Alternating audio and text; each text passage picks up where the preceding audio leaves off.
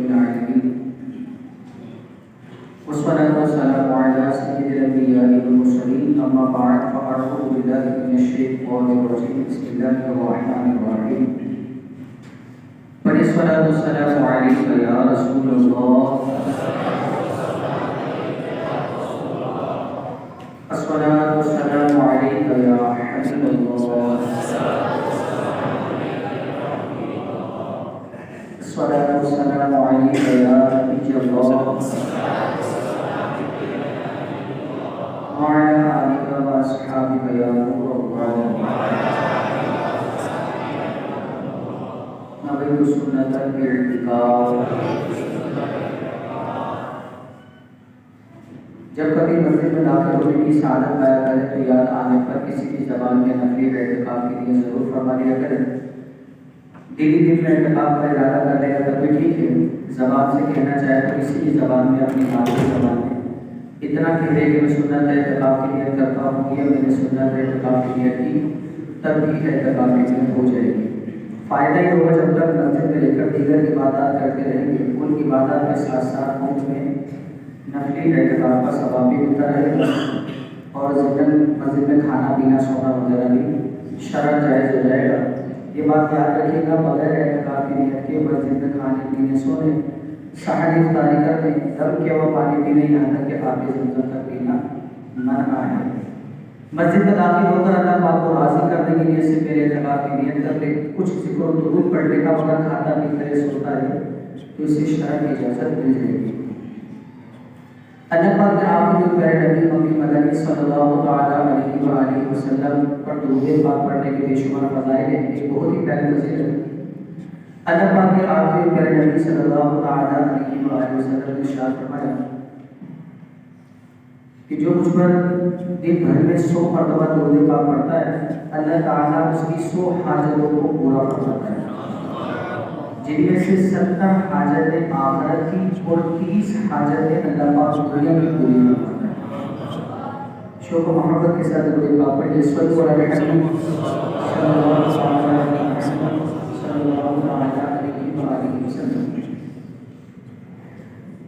نماز پڑھنے سے پہلے جو شروع کا مرحلہ ہوتا ہے اس میں کسی نہ کسی ایک اہم بات اس کا تعلق عقیدے سے بھی ہو سکتا ہے, اس کا تعلق ضروری حقائق سے بھی ہو سکتا ہے, اس کا تعلق معاشرے میں عام برائیوں بات سے بھی ہو سکتا ہے, اس کا تعلق اس اہم کام سے بھی ہو سکتا ہے کہ جس کو کرنے میں کامیابی ہے لیکن لوگوں نے اس کو کثرت کے ساتھ چھوڑنا شروع کر دیا ہو. کسی بھی زاویے سے اس کا تعلق ہو سکتا ہے. تو شروع میں اس کے بارے میں کچھ خاص باتیں قرآن و حدیث کی روشنی میں بیان کی جاتی ہے. اس کے بعد پھر نماز کا صحیح تلفظ کے ساتھ پڑھنے کی کوشش کی جاتی ہے. آج جو کل ہم نے ایمان مفصل پڑھی تھی آمنت باللہ کہ میں اللہ پر ایمان لایا, اب اس کے اندر جتنی چیزیں بیان کی گئی ہیں ان کے بارے میں کثیر تفاصیل علماء نے بیان کی ہیں, لیکن ماحول کی مناسبت سے اور عرف کی مناسبت سے جو خاص باتیں ہیں وہ انشاءاللہ آپ کے سامنے عرض کرنے کی کوشش کروں گا. ایمان مفصل کے اندر آیا ہے کہ آمنت باللہ میں اللہ پاک پر ایمان لایا. اب اللہ تبارک و تعالیٰ پر ایمان لانے میں علماء نے کیا کیا باتیں بیان کی ہیں کہ اللہ تبارک و تعالیٰ پر ایمان کس طریقے سے لایا جائے, اللہ تبارک و تعالیٰ کی ذات کے بارے میں کس طریقے کے عقیدے عقائد رکھے جائے. کچھ خاص باتیں آپ کے سامنے قرآن و حدیث کی روشنی میں بیان کرتا ہوں. یقین کریں یہ جملہ ہے نا میرا رب, اس جملے کے اندر جو اپنائیت ہے شاید اگر ہمیں یہ نہ پتہ چلے جب تک کہ اللہ تبارک و تعالیٰ ایک ہے تو صحیح لیکن اس کے ایک ہونے پر دلیل کیا ہے, تو جب تک اس جملے کا جو ایک ذوق ہے اس جملے کی ایک اپنائیت ہے وہ انسان محسوس نہیں کر سکے گا. اللہ تبارک و تعالیٰ کے کرم سے اس بات کو بیان کرنے کی کوشش کروں گا کہ ہمارا رب ہم سے کتنی محبت کرتا ہے.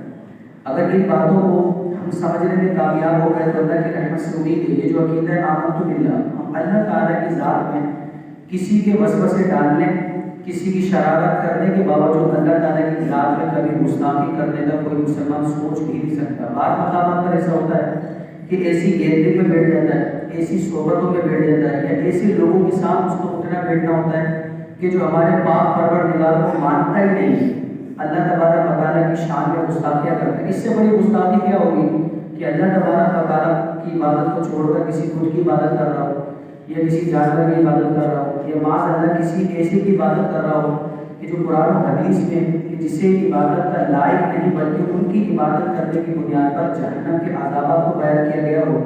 اس سے بڑی دوستی کیا ہو سکتی ہے؟ عمومی طور پر ہم ان لوگوں کے ساتھ بیٹھتے ہیں اور بیٹھنے کی وجہ سے ایمان کمزور ہو جاتا ہے۔ جب کمزور ہو جاتا ہے تو ایسے ایسے اسلامی بھائی بھی سوال کرنے کے لیے آتے ہیں۔ میں آپ کے سامنے ریئل بات کر رہا ہوں۔ ایک شخص آیا وہ کہتا ہے کہ بس میں بڑا بے چین ہوں اور میں بڑا پریشان ہوں، میرے دماغ میں معاذ اللہ تعالیٰ کے حوالے سے برے خیالات آتے ہیں۔ معاذ اللہ جب میں نماز پڑھ رہا ہوتا ہوں تو میرے دماغ میں وسوسہ آتا ہے کہ میں کیوں پڑھ رہا ہوں۔ اس طریقے کے میرے ذہن میں بڑے وسوسے آتے ہیں کہ بڑا پریشان ہوں، میں بڑے راتوں کو نیند تک نہیں آ رہی کہ میں اللہ تبارک و تعالیٰ کے بارے میں ایسا سوچ رہا ہوں۔ خیر وہ یہ پوچھنا آیا تھا کہ میرے ایمان کا مسئلہ کیا ہوگا۔ یاد رکھیے گا جب تک خون انسان کے جسم میں ہے تو پاک ہے، لیکن جسم سے نکلنے کے بعد ناپاک ہے۔ تو جب تک یہ وسوسہ ہے صرف تو اللہ تبارک و تعالیٰ سے اس کی پناہ مانگے، وہ مسلمان ہی رہے گا۔ لیکن اگر وہ زبان سے اتنی آواز سے کہتا ہے کہ خود سن لے یا اس وسوسے کو یقین کا درجہ دے دے تو ایسا شخص ایمان سے خارج ہو جاتا ہے۔ آپ کے سامنے قرآن کریم کی روشنی میں کچھ ایسی خاص باتیں بیان کروں گا جس سے اللہ کی رحمت سے امید ہے کہ روحیں جھومنا شروع کر دے گی اور ہمیں یہ احساس ہوگا کہ ہمارا پروردگار ہم سے کیسی محبت کرتا ہے۔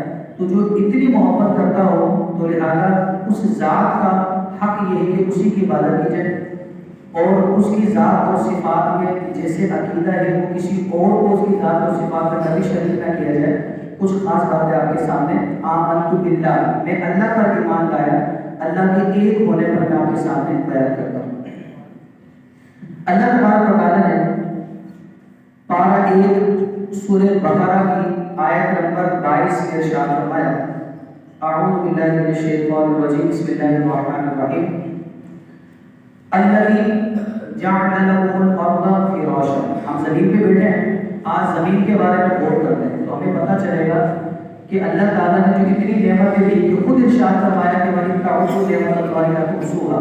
اگر تم نعمتوں کو گننا شروع کرو گے، کوشش بھی کرو گے تو اس کو ہرگز اللہ کی اتنی نعمتیں ہیں کہ تم کبھی اس کو شمار ہی نہیں کر سکتے۔ آج صرف زمین کی میں آپ کے سامنے حقیقت بیان کرتا ہوں کہ اللہ تبارک و تعالیٰ ہم سے کتنی محبت کرتا ہے۔ اللہ تبارک و تعالیٰ نے ہمارے لیے جتنی بھی چیزیں بنائی ہیں وہ تمام چیزیں جس مقصد کے لیے اللہ تعالیٰ نے بنائی ہے، ہر چیز اپنے مقصد کو ادا کر رہی ہے، سوائے انسان ہی ایسا ہے کہ اللہ تعالیٰ نے اس کو بنایا اور بنا کر ایک مقصد دیا، صرف انسان اپنے مقصد سے دور ہوتا ہوا نظر آ رہا ہے۔ اللہ تعالیٰ ارشاد فرماتا ہے کہ الذی جعل لکم الارض فراشا والسماء بناء وانزل من السماء ماء فاخرج به من الثمرات رزقا لكم فلا تجعلوا للہ اندادا وانتم تعلمون۔ یہ پوری کی پوری آیت قرآن کریم میں کئی آیتیں اللہ تعالیٰ کے ایک ہونے پر بیان کی گئی کہ اللہ تعالیٰ پر کیسے ایمان رکھا جائے۔ اللہ تبارک و تعالیٰ ایک اور سچا خدا ہے۔ کئی آیتیں بیان کی گئی ہیں لیکن یہ ایک آیت میں نے اس کا انتخاب کیا کیونکہ اس آیت کے اندر جہاں اللہ تعالیٰ کے ایک ہونے کے دلائل ہیں وہاں اللہ تعالیٰ بندوں سے کیسی محبت کرتا ہے، بندوں کا کیسا خیال رکھتا ہے، اس کو بھی اس آیت کریمہ کے اندر بیان کیا گیا ہے۔ اس آیت کریمہ کی کچھ تفصیل میں آپ کے سامنے عرض کرتا ہوں۔ اس آیت کریمہ کا ترجمہ، جس نے تمہارے لیے زمین کو بچھونا بنایا، آسمان کو چھت بنایا اور اس نے آسمان سے پانی اتارا، پھر اس پانی کے ذریعے تمہارے کھانے کے لیے کئی پھل پیدا کیے تو تم جان بوجھ کر اللہ کے شریک نہ بناؤ، اللہ کی ذات کی طرح کسی ذات کو قرار نہ دو، اللہ کی صفات کی طرح کسی صفات کو قرار نہ دو۔ یہ کوئی وفا کا تقاضا ہے کہ اللہ تبارک و تعالیٰ فرماتا ہے کہ میں نے تمہارے لیے زمین کو بچھونا بنا دیا۔ میں پھر بچھونے کی تفصیل عرض کرتا ہوں۔ میں نے تمہارے لیے آسمان کو چھت بنا دیا، تمہارے لیے آسمان کو چھت بنانے کے ساتھ ساتھ اس آسمان سے پانی برسایا، پھر اس پانی کے ذریعے تمہارے کھانے کے لیے پھل وغیرہ پیدا کیے تو تم جان بوجھ کر اللہ کے شریک نہ بناؤ۔ تو آمنت باللہ کا مطلب یہی ہے کہ اللہ پر ایسا ایمان لایا جائے کہ اللہ کی ذات اور اللہ کی صفات کے اندر کسی کو بھی اللہ تبارک و تعالیٰ کی طرف کبھی شریک نہ کرے۔ وہ اپنی ذات کے اندر بھی تنہا ہے، جگتا ہے، اور اپنی صفات کے اندر بھی جگتا ہے۔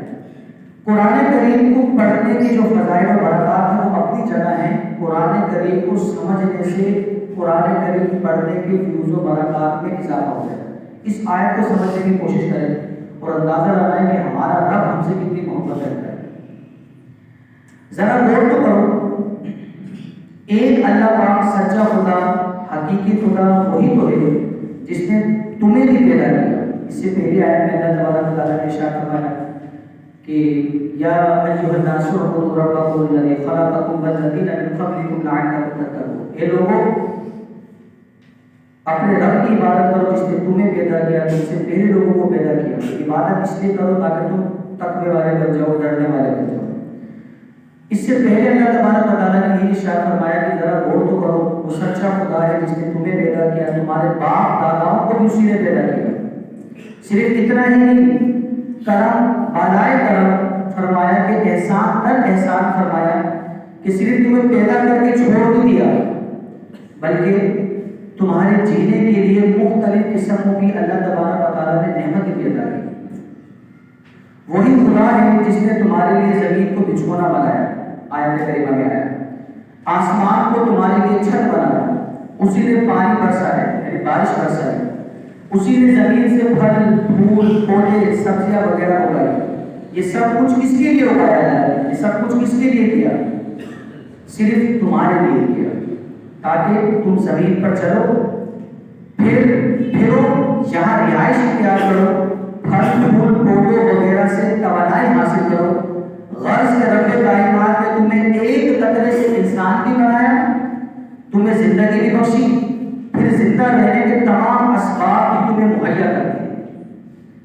بھلا بتاؤ تو کیا اللہ پاک کے علاوہ کوئی اور ہے جو یہ سب کچھ کر سکے؟ نہیں، ہرگز نہیں، بالکل نہیں۔ صرف وہی سچا خدا قدرت والا رب ہے۔ اب رب تعالیٰ نے ارشاد فرمایا کہ میں نے تمہارے لیے زمین کو بچھونا بنایا، میں نے تمہارے لیے آسمان کو چھت بنایا۔ زمین بنانے میں اور بچھونا بنانے میں، کسے کہتے ہیں بچھونا؟ آسمان کو چھت بنانے میں کیا حکمتیں ہیں میں کچھ آپ کے سامنے عرض کرتا ہوں۔ غور فرمائیے کتنے پیارے اور بالکل آسان انداز میں اللہ تبارک و تعالیٰ نے اپنے ایک ہونے کا مسئلہ اس آیت کریمہ میں سمجھا دیا۔ کوئی زمین کی طرح بچھونا بنا کے تو دکھائے، اگر بنانے بیٹھے گا تو اتنا سخت بنا دے گا کہ بندہ لیٹا تو لیٹا رہ جائے، مڑ ہی نہ سکے۔ بچھونا زیادہ سخت ہو تب بھی انسان اس میں راحت محسوس نہیں کرتا، اور اگر بچھونا زیادہ نرم ہو تب بھی انسان اس میں راحت محسوس نہیں کرتا۔ اللہ تعالیٰ نے زمین کو نہ زیادہ سخت بنایا ہے کہ انسان اس پر بیٹھے یا چلے تو اس کو تکلیف محسوس ہو، سخت چیز پہ چلنے سے انسان کو تکلیف محسوس ہوتی ہے۔ لیٹے، اگر کسی کو لوہے پہ سلا دیا جائے تو جس کروٹ لیٹے گا اسی کروٹ لیٹا رہ جائے گا، درد ہو جائے گا، بے چین رہے گا۔ یا انتہا درجے کے نرم بستر پر لٹا دیا جائے تو جب جماؤ نہیں ہوگا تو اس کو آرام محسوس نہیں ہوگا۔ تو اللہ تبارک و تعالیٰ نے اس آیت کریمہ میں اپنے ایک ہونا یعنی توحید کا مسئلہ اتنے آسان لفظوں میں سمجھا دیا۔ ہم نے اللہ پاک کو پہچاننا ہے، اس میں کوئی مشکل بات نہیں ہے۔ خود اپنے ہی وجود میں اگر بندہ غور کر لے تو خدا کی پہچان مل جائے گی۔ اپنے ارد گرد موجود کائنات میں غور کر لو، خدا پاک کی پہچان ہو جائے گی۔ آئیے زمین پر غور کرتے ہیں۔ حدیث مبارکہ اللہ تبارک و تعالیٰ ارشاد فرماتا ہے تفکروا فی خلق اللہ ولا تتفکروا فی اللہ۔ اللہ تعالیٰ کی مخلوق میں غور و خوض کرو، اللہ تعالیٰ کی معرفت ملے گی۔ تو اللہ تعالیٰ کی مخلوق میں اللہ تعالیٰ کی بنائی گئی چیزیں، زمین، آسمان، چرند پرند، اس میں غور و خوض کرو، اللہ کی ذات میں غور و خوض نہیں کرو، کیونکہ اللہ کی ذات ایسی ہے کہ جو مکمل طور پر عقل میں آ نہیں سکتی۔ اللہ کیسا ہے، اس سے پہلے کون تھا، کس کا بیٹا ہے، معاذ اللہ۔ رب تعالیٰ نے سورہ اخلاص میں جواب دیا، وہ ایک ہے، بے نیاز ہے، نہ وہ کسی کا بیٹا، نہ وہ اس کا بیٹا، نہ اس کی کوئی بیوی، یہاں تک کہ کوئی ذات و صفات میں اس کی مثل ہی نہیں ہے۔ اللہ تعالیٰ نے جواب دے دیا۔ اب زمین پر غور کر کے اللہ تعالیٰ کی معرفت حاصل کرنے کی کوشش کرتے ہیں. اللہ تبارک و تعالیٰ ہمیں اپنی معرفت عطا فرمائے. جسے اللہ تبارک و تعالیٰ اپنی معرفت دیتا ہے اس کی عبادتوں میں لذت حاصل ہو جاتی ہے. یہ زمین کیسی قدرتوں والے خدا نے بنائی ہے. اللہ پاک نے غور کری, جو آپ کو میں توجہ دلانا چاہ رہا ہوں, زمین کو بچھونا بنایا. غور کریں کہ اللہ پاک نے زمین کو نہ بہت زیادہ سخت بنایا نہ بہت زیادہ نرم رکھا. اگر زمین گارے کی طرح بہت نرم ہوتی تو ہم یہاں ٹھہر نہ پاتے, دستے جاتے. ریگستان میں چلنا کتنا مشکل ہوتا ہے. انسان چاہ کر بھی اپنی منزل مقصود پر پہنچ ہی نہیں پاتا, پاؤں رکھتا ہے نیچے. تو اگر زمین گارے کی طرح نرم ہوتی تو انسان چلتا کیسے اس پہ؟ تو لہٰذا انسان تکلیف محسوس کرتا. اور ہر شخص اس بات کا اندازہ لگاتا ہے جب انسان کوئی کام کرنا چاہے وہ ہو نہیں رہا ہو تو انسان بے چین ہو جاتا ہے. بس اوقات ایسی بے چینی بڑھ جاتی ہے کہ توڑ پھوڑ شروع کر دیتا ہے. اس کو پتہ ہی نہیں ہوتا میں کیا کر رہا ہوں, تو چڑچڑا پن ہو جاتا ہے. اگر زمین گارے کی طرح ہوتی تو انسان اس پہ اپنی زندگی کیسے گزارتا, چڑچڑے پن کے اندر ہی وہ زندگی پوری کر دیتا, اتنا بے چین ہو جاتا. لیکن غور کرو کہ وہ تمہارا رب تم سے کیسی محبت کرتا ہے کہ تمہاری زمین کو اتنا نرم نہیں بنایا کہ تم چلتے تم آرام کرتے وقت تکلیف محسوس کرو, بلکہ زمین کو ایسا بچھونا بنایا ہے نہ اتنا زیادہ نرم ہے کہ تم اس پہ ٹھہر نہ سکو. اگر پہاڑوں اور لوہے کی طرح بہت سخت ہوتی زمین تو بھی ہمارا یہاں رہنا دشوار ہو جاتا. سخت چیز پر انسان جسم پہ درد ہو جاتا ہے, سخت چیز پہ چلنے سے تلوؤں میں درد ہو جاتا ہے. تو اللہ تعالیٰ نے کیسا بچھونا بنایا, نہ زیادہ نرم نہ زیادہ سخت. اللہ پاک نے زمین کو بہت زیادہ گرم بھی نہیں بنایا, اتنا گرم نہیں بنایا کہ انسان اگر پاؤں رکھے تو جل جائے, اور اتنا ٹھنڈا بھی نہیں بنایا کیونکہ زیادہ گرمی سے بھی انسان تکلیف محسوس کرتا ہے اور زیادہ ٹھنڈ سے بھی انسان تکلیف محسوس کرتا ہے. اللہ تعالیٰ نے زمین کو کیسا ہی موسم کیوں نہ ہو, نہ اتنا گرم بنایا کہ انسان چل ہی نہ سکے اور نہ اتنا ٹھنڈا بنایا کہ انسان اس میں بس ہی نہ سکے. اللہ پاک نے زمین کو بہت زیادہ گرم بھی نہیں بنایا, بہت زیادہ ٹھنڈا بھی نہیں بنایا. اگر زمین بہت زیادہ گرم ہوتی تو ہم گرمائش سے مر جاتے, اگر بہت زیادہ ٹھنڈی ہوتی تو ہم ٹھڑک کے مر جاتے سردی میں. زمین کو بچھونا کس طرح بنایا, بستر اگر ایسا ہو لیرو والا تو پتہ چلے گردن نیچے, پاؤں بھی نیچے, کمر اوپر. اس طریقے سے اگر لیٹ گئے 5 منٹ تو شاید سیدھا کرنے میں اس کو گڈھا لگ جائے اگر اس طریقے کی زمین ہوتی. اللہ تبارک و تعالیٰ نے نہ زمین بچھونا ایسا بنایا ہے, نہ یہ ایسا ہے کہ زیادہ بلند بھی ہو زیادہ کھڈا بھی ہو, بالکل سیدھی زمین بنائی. اللہ تبارک و تعالیٰ نے بڑا بات ہے کہ زمین گول یعنی چپکی ہوئی شکل کی ہے, زمین گول ہے, جو قرآن و حدیث میں اس کو بیان کیا گیا ہے. اور زمین سالی میں زمین حرکت نہیں کرتی ہے. خیر یہاں پر بیان کیا گیا کہ اللہ تبارک و تعالیٰ نے اس کو بچھونا کس طرح بنایا. اگر یہ زمین دیوار کی شکل میں ہوتی تو بھی یہاں نہ رہ پاتے, دیوار کی شکل میں ہوتی تو بھی یہاں نہ رہ پاتے. امام غزالی رحمۃ اللہ تعالیٰ علیہ فرماتے ہیں کہ اللہ پاک نے زمین کو شمال کی جانب سے اونچا اور جنوب کی جانب سے نیچے بنایا. اس کی بھی حکمت ہے, غلط بات ہے غور نہیں کرتے.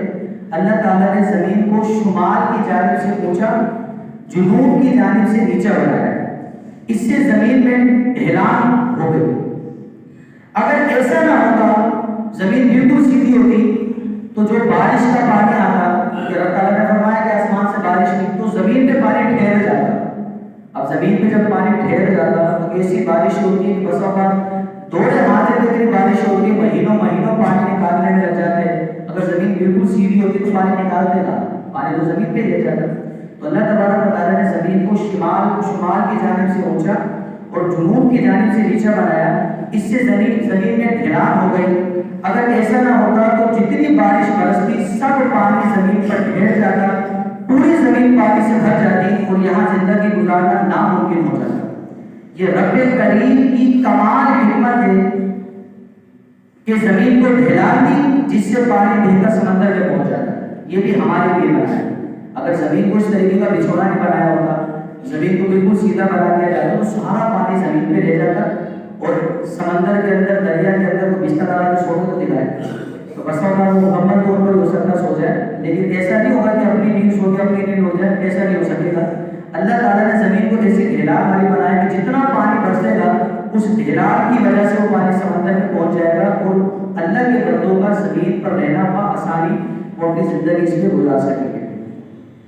ایسے ہی زمین میں اللہ تبارک و تعالیٰ نے جو ہمارے لیے بچھونا بنایا ہے، اس بچھونے کے اندر ایک خاص بات عمومی طور پر میں سمجھانے کے لیے عرض کر رہا ہوں، عمومی طور پر بچوں کے کچھ ایسے بستر بھی آتے ہیں کہ جن کے اندر جج کرنے کی صلاحیت ہوتی ہے۔ تو ہر شخص چاہتا ہے کہ نہ میری نیند خراب ہو نہ کسی اور کی نیند خراب ہو، تو بعض مقامات پہ بچے کو بستر پہ لٹا دیا جاتا ہے۔ اگر بچہ مثال کے طور پر پیشاب وغیرہ کر دے تو وہ جو بستر ہو اس کو جج کر دے، یعنی اتنا گیلا نہ ہو کہ بچہ پوری رات ٹھنڈ سے جو ہے وہ آزمائش میں مبتلا ہو جائے۔ تو ایسے بستر بنائے جاتے ہیں جو جج ہو جاتے ہیں، بسوں کا انسان آرام سے سوتا رہتا ہے، اس کے گیلے ہونے کے باوجود بھی انسان کو اس کے گیلے پن کا احساس نہیں ہوتا۔ یہ جسموں کی آسانی اور جسموں کے آرام میں زیادہ مفید ہوتا ہے۔ اسی طریقے سے اللہ تعالیٰ نے جو زمین کو ہمارے لیے بچھونا بنایا ہے، اللہ تبارک و تعالیٰ نے اس بچھونے کے اندر جذب کرنے کی بھی صلاحیت رکھی۔ زمین ہر چیز کو اپنے اندر جذب کر لیتی ہے۔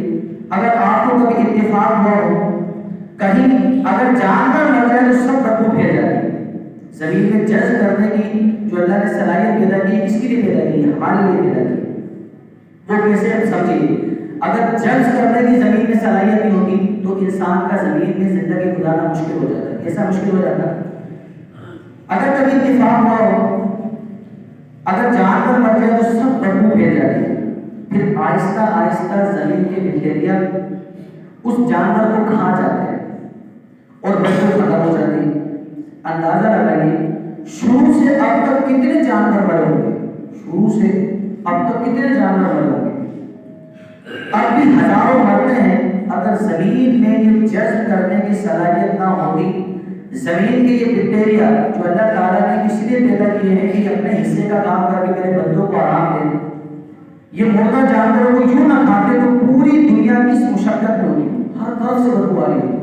لیکن اللہ تعالیٰ نے اپنے بندوں کے لیے زمین کو ایسا بچھونا بنایا، اس میں اگر کوئی وقتی طور پر کوئی ایسی چیز بھی پیدا ہو جائے کہ جو اس اللہ کے بندوں کو تکلیف دے سکتی ہے، اللہ تعالیٰ نے پہلے ہی اس تکلیف کو دور کرنے کے اسباب بھی مہیا فرما دیے۔ ایسا ہے ہمارا رب، اور اس رب کی ان تمام نعمتوں اپنے بندوں کو دینا، تو بندوں کا حق یہ بنتا ہے کہ وہ صرف اللہ تبارک و تعالیٰ ہی کی عبادت کرے، اس کی ذات اور اس کی صفات میں کسی کو بھی اس کا شریک نہ ٹھہرائے۔ یہاں زندگی گزارنا کتنا دشوار ہو جاتا ہے، مگر قربان جائے اللہ کا بڑی قدرت والا ہے، بڑی حکمت والا ہے۔ اس زمین کو بنانے میں جن جن حکمتوں کا لحاظ رکھا گیا ہے، ہماری سوچ بھی وہاں تک نہیں پہنچتی۔ میں نے صرف کچھ باتیں آپ کے سامنے عرض کی۔ پھر یہ بتائیے، یہ کافر مشرک جن چیزوں کو خدا مانتے ہیں، اللہ کے ساتھ کسی اور کو شریک ٹھہراتے ہیں، جن کے سامنے اپنے ماتھے رگڑتے ہیں، کیا ان میں سے کوئی ایک بھی ہے جو ایسی زمین بنا سکے؟ نہیں، بالکل نہیں۔ یہ ایک سچا خدا ہی، حقیقی خالق ہی، اسی نے زمین بنائی ہے، اسی نے ہی آسمان بنایا ہے۔ پھر ذرا غور فرمائیے آیت کریمہ کا دوسرا جز، زمین کو تمہارے لیے بچھونا بنایا، آسمان کو تمہارے لیے چھت بنایا، اور آسمان سے پھر پانی بھی برسایا۔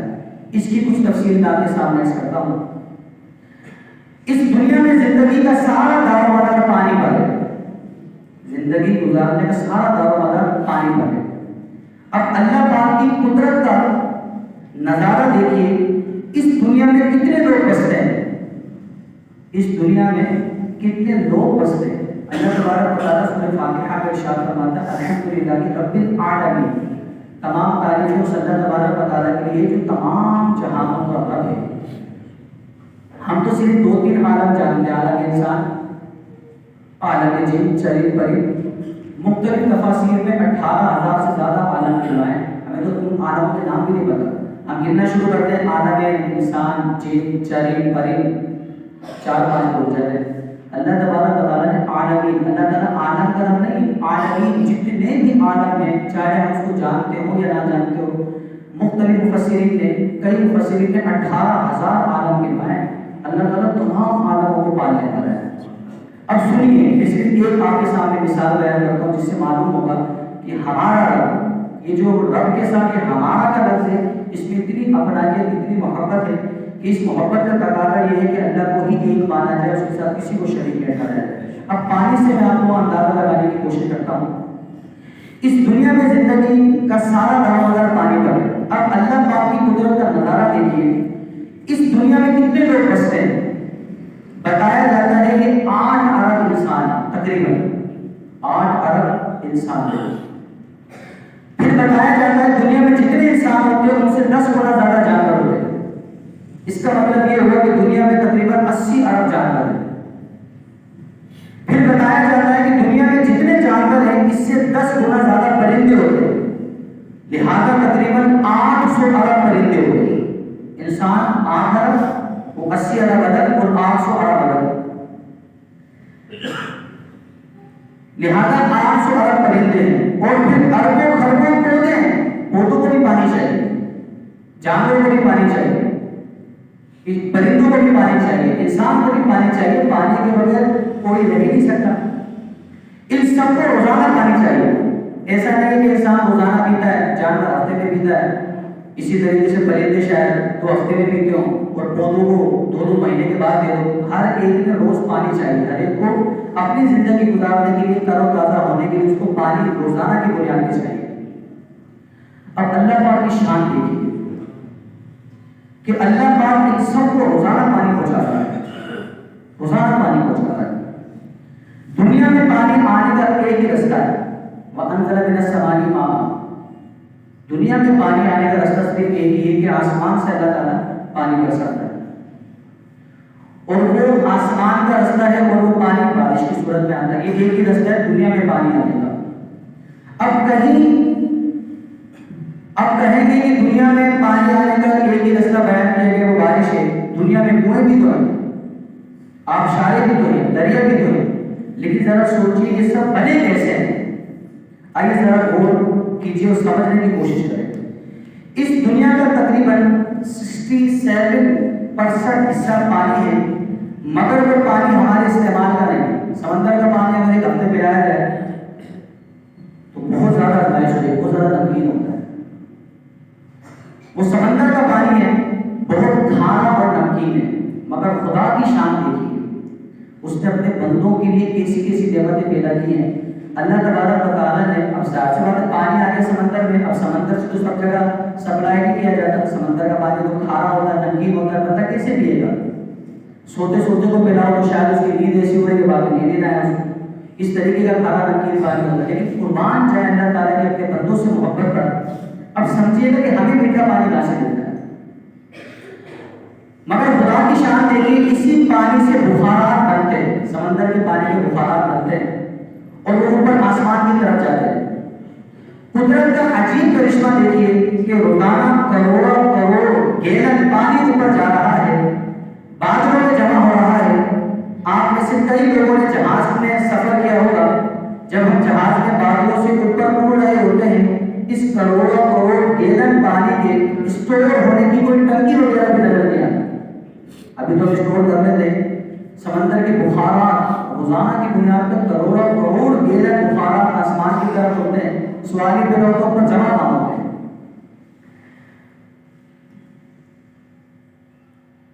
کوئی ٹنکی وغیرہ نظر نہیں آتی، یہ کہاں اسٹور کر دیا گیا ہے؟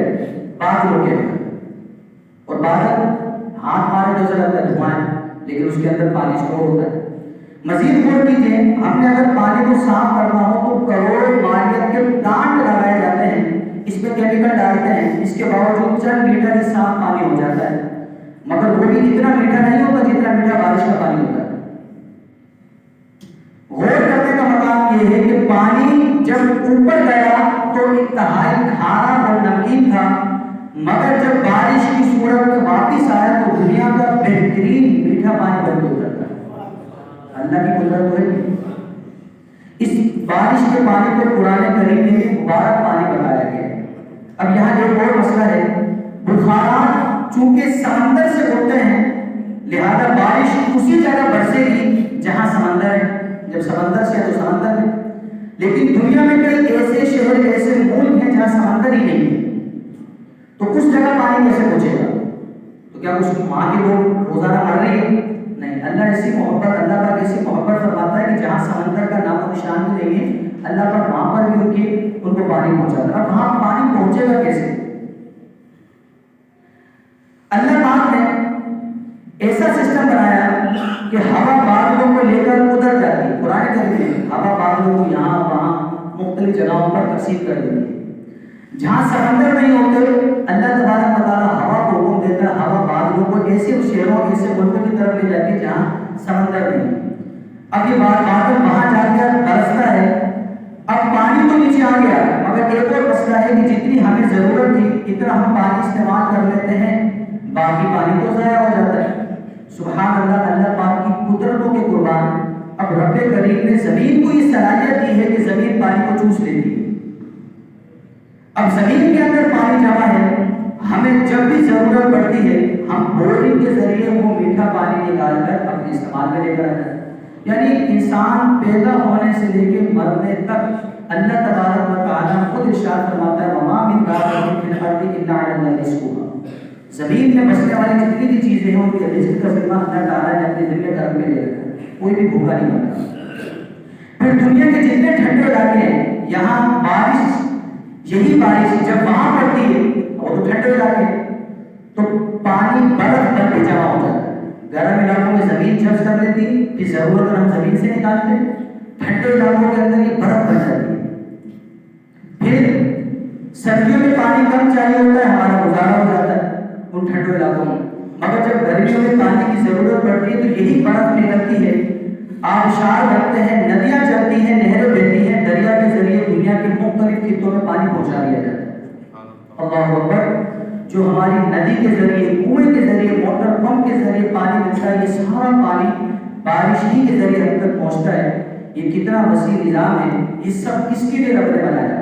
یہ سب کا سب رب نے اپنے بندوں کے لیے بنایا، اور رب تعالیٰ نے خود ارشاد فرماتے کہ جب یہ تمام چیزیں میں نے بنائی ہیں، تمہیں بھی میں نے بنایا، تمہارے سے پہلے لوگوں کو بھی میں نے بنایا ہے، اب تمہیں چاہیے کہ میرا نام شریک ٹھہراؤ اور میری ہی عبادت کرو۔ آمنت باللہ کا مطلب یہی ہے کہ اپنے رب کی وحدانیت کو، اپنی رب کی قدرتوں کو بندہ جانے پہچانے اور صرف اسی کی عبادت کرے، اس کی ذات اور صفات میں کسی کو شریک نہ کرے۔ اللہ تبارک و تعالیٰ کے وجود کہ مختلف قرآن و حدیث، مسلمان کا عقیدہ قرآن و حدیث نے کہہ دیا تو ہم نے مان لیا، لبیک۔ لیکن ہمارے علماء کہ جو اللہ تعالیٰ کی معرفت رکھتے ہیں، وہ ہر چیز سے اللہ تبارک و تعالیٰ کا ایک ہونا، اللہ تبارک و تعالیٰ کا بے مثل و بے مثال ہونا، اللہ تبارک و تعالیٰ کا سچا خدا ہونا اور اللہ کے وجود کو مختلف طریقوں سے ثابت کر دیتے ہیں۔ ایک آخری طریقہ آپ کے سامنے کرتا ہوں۔ ایک بار امام شافعی رحمۃ اللہ تعالیٰ نے، اب مسلمان اگر میرے پاس آئے کہ اللہ کے وجود پر کیا دلیل ہے، میں قرآن و حدیث سنا دوں گا، مسلمان قرآن و حدیث مانتا ہے، وہ کہے گا ٹھیک ہے آمنا، میں ماننا ہے، لیکن غیر مسلم کو اگر آپ بولو قرآن کے فلاں سپارے میں لکھا ہے تو میرے لکھا ہے ٹھیک ہے، لیکن میں تو قرآن کو مانتا ہی نہیں۔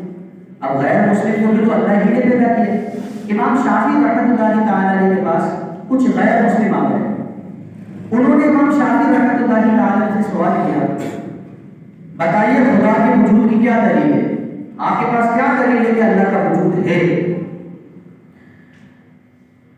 امام شافعی رحمۃ اللہ تعالیٰ نے اس وقت شہدود کے درخت کے قریب بیٹھے تھے، شہدود نامی شہدود درخت ہے اس کے قریب بیٹھے تھے۔ اب جو اللہ کی معرفت رکھتا ہے نا تو وہ ہر چیز سے اللہ کے وجود کو ثابت کر دیتا ہے۔ آپ نے فرمایا کہ شہدود کا درخت ہی میرے قادر و قیوم اللہ پاک کے وجود کی دلیل ہے۔ غیر مسلم ہے نا، قرآن و حدیث کیا پیش کرتے ہیں اس کے سامنے؟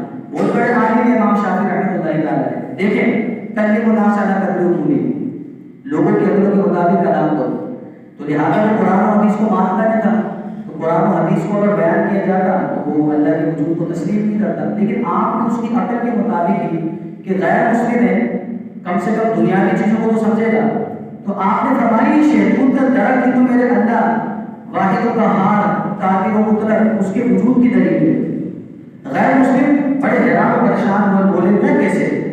فرمایا دیکھو اس شہدود کا پتا اگر ہرن کھا لے تو مشک بن جاتا ہے، یہ شہدود کا پتا اگر ہرن کھا لے تو مشک بن جاتا ہے، इसी पत्ते को अगर बकरी खा ले तो दूध बन जाता है। पत्ता एक दरख्त भी है, हिरन खा रही है तो मुश्क बन रहा है, बकरी खा रही है तो दूध बन रहा है। इसी पत्ते को अगर रेशम का कीड़ा खा ले तो उससे रेशम बन जाता है। फमनिल्लज़ी जअला हादिहिल अशिया कज़ालिका मा अन्नतम वाहिदुन, तो वो कौन है जो एक ही पत्ते को इतनी शक्ल अता फरमा देता है, हालांकि पत्ता एक, इसकी तबीयत एक, लेकिन मुख्तलिफ चीजों के खाने से अल्लाह तबारक व तआला इसमें मुख्तलिफ सलाहियतें पैदा कर देता है। वही तो है जो निज़ाम हस्ती चला रहा है, वही खुदा है। तो यही शहतूत का दरख्त मेरे अल्लाह तबारक व तआला के वजूद की दलील है। वो गैर मुस्लिम इस जवाब को सुनकर कलमा पढ़कर मुसलमान हो गया।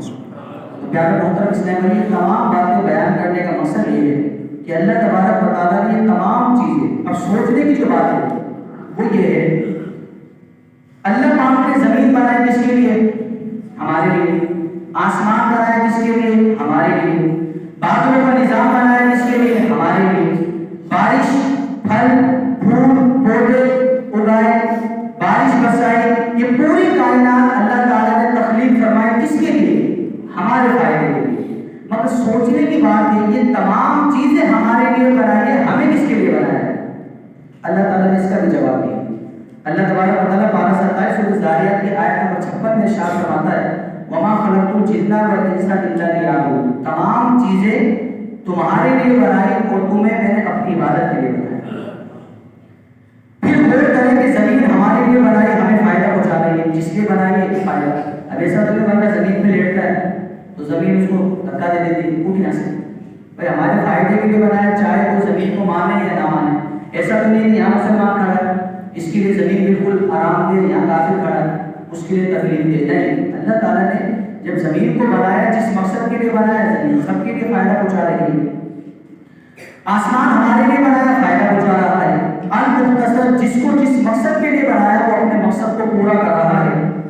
सिर्फ एक इंसान ही है जो अपने मकसद को भूले जा रहा है। हमें इबादत के लिए बनाया, इताअत के लिए बनाया, नमाज़ें पढ़ने के लिए बनाया, तिलावत करने के लिए बनाया, अल्लाह उसके रसूल की फर्मा बरदारी के लिए बनाया, लेकिन इंसान अपने मकसद को भूल रहा है। याद रखिएगा, जब तक कोई चीज़ मकसद के तहत रहती है वो फ़ायदेमंद भी रहती है और लायक तहसीन और इज्जत का हकदार भी रहती है। जब कोई अपने मकसद को भूल जाता है तो उसको बंदा इस्तेमाल में भी नहीं लाता। पंखा है, मकसद क्या है कि हवा दे, तो जब तक हवा देगा इसे नकल उठा के हम सर के ऊपर रखेंगे।